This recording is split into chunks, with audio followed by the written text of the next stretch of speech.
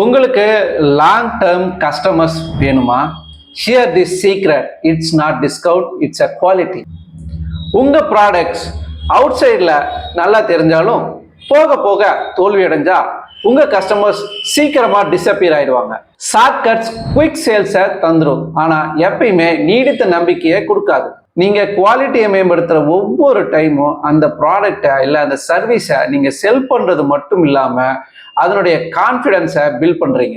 உங்க product or service அவங்களுக்கு எப்படிப்பட்ட உணர்வை கொடுத்துச்சு, அது எவ்வளவு நம்பகமானது, அது மட்டும் இல்லாம அது எவ்வளவு கன்சிஸ்டன்டா இருந்ததுங்கிறத உங்க கஸ்டமர்ஸ் ஞாபகம் வச்சுக்குவாங்க.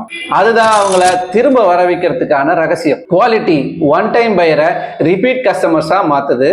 ரிப்பீட்டட் கஸ்டமர்ஸ் உங்களுக்கு மிகப்பெரிய ப்ரமோட்டர்ஸா மாறுறாங்க. அண்ட் growth இப்படித்தான் இணையுது.